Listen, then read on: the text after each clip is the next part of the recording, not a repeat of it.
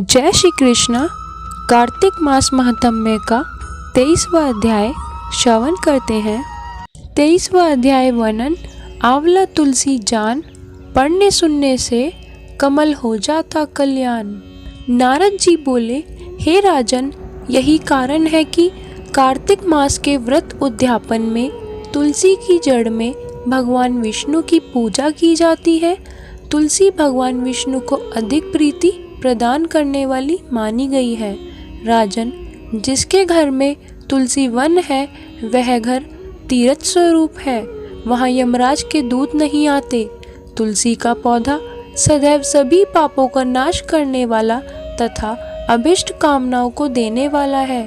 जो श्रेष्ठ मनुष्य तुलसी का पौधा लगाते हैं वे यमराज को नहीं देखते। नर्मदा का दर्शन, गंगा का स्नान और तुलसी वन का संसर्ग, ये तीनों एक समान कहे गए हैं। जो तुलसी की मंजरी से संयुक्त होकर प्राण त्याग करता है वह सैकड़ों पापों से युक्त ही क्यों ना हो तो भी यमराज उसकी ओर नहीं देख सकते। तुलसी को छूने से कामिक, वाचिक, मानसिक आदि सभी पाप नष्ट हो जाते हैं।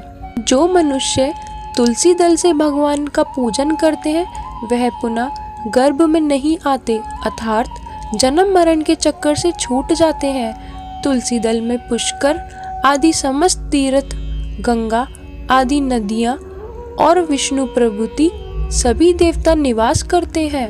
हे राजन, जो मनुष्य तुलसी के काष्ठ का चंदन लगाते हैं उन्हें सहज ही मुक्ति प्राप्त हो जाती है और उनके द्वारा किए गए पाप उनके शरीर को छू भी नहीं पाते।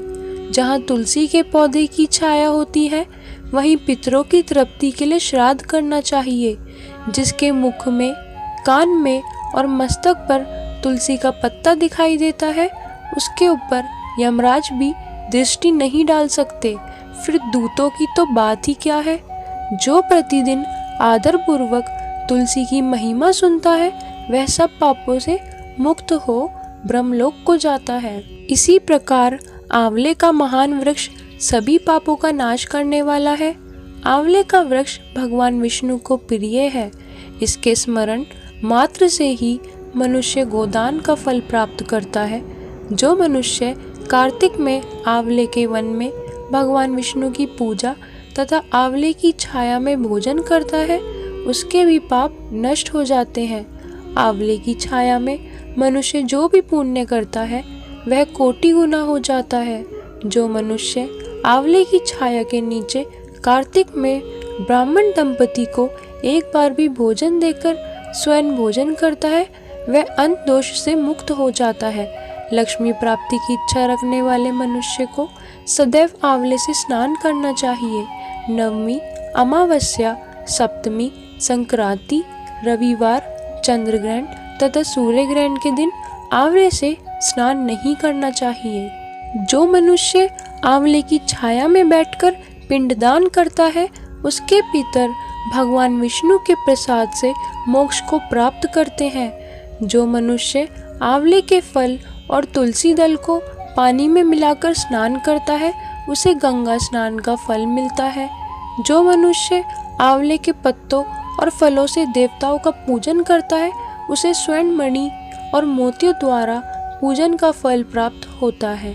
कार्तिक मास में जब सूर्य तुला राशि में होता है तब सभी तीर्थ, ऋषि, देवता और सभी यज्ञ आंवले के वृक्ष में वास करते हैं।